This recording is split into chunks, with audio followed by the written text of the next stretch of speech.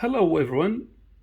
Today I want to explain to you about the LDO, what is the LDO and how we can test for the LDO and where this LDO is generated inside the motherboard. So the LDO is a low dropout regulator. It's a linear regulator inside an IC that provides the 3 volts always. This IC is SY8208B, for example, and there is another plenty of ICs that are used for regulating a power supply to the motherboard. Okay, this LDO normally at pin 5 of this IC. This 3-volt power supply will be fed to some components in the motherboard, especially the EC chip, the KBC. So in the previous video, I told you that there is a VCC pins in the KBC chip that are connected to the 3-volt LDO. This is the 3 volts that are provided by the LDO from this IC. In order for this IC to provide the LDO, the 3 volts LDO, it has to be connected to the P+ rail, which is 19 volts, or the battery voltage if it's connected via the battery, and there should be a ground, and other pins should be connected like the feedback and the eye limit and the bootstrap. Okay,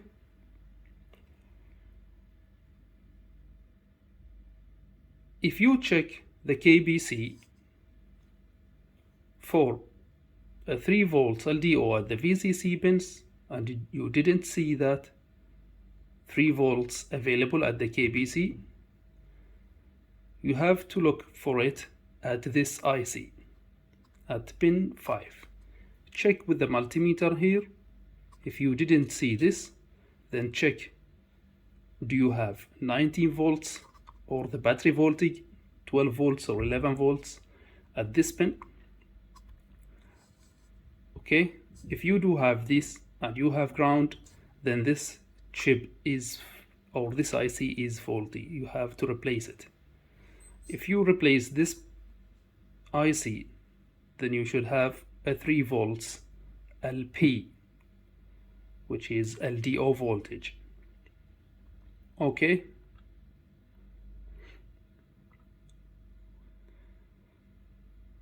if you have this 3 volts power supply from the LDO provided to the KBC, then the KBC will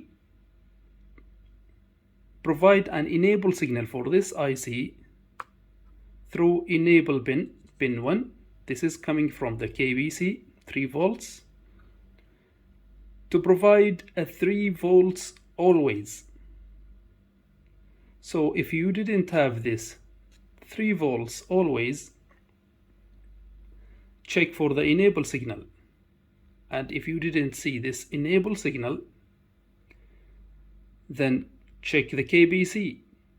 Maybe the KBC is faulty, or maybe the KBC is not having this 3 volts LDO. So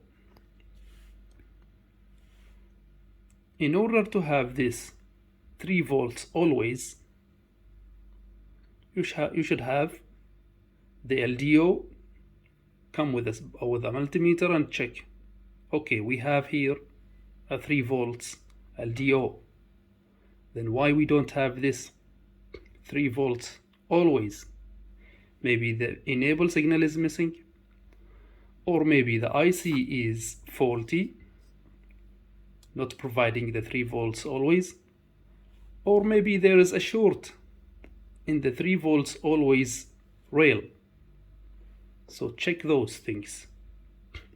After this 3 volts plus 3 volts is generated by this IC, then you should have a power good signal, because the P key pin on the IC is pulled with a resistor to the output of the 3 volts always. And also this power good signal is fed back to the KBC to tell it that the 3 volts always is good. This is the layout of this IC, the pins, and this is the top of the IC. You will never have this name or numbering written on the IC itself. There is a coding instead. Okay, so here is how you define this IC, whether it is a 3.3 volts IC or it is 5 volts. If we have, for example, this chip, this IC, MS 5UB, then go to this list and check the very first 2 letters. We have MS, this one. Then it is 3.3 volts and its name is SY8208B, like the one we have here. So when you get one new one, always check this before fitting it to the motherboard. Always check the coding and check what does that code mean. Either it is a 5 volt regulator or 3.3 volts regulator.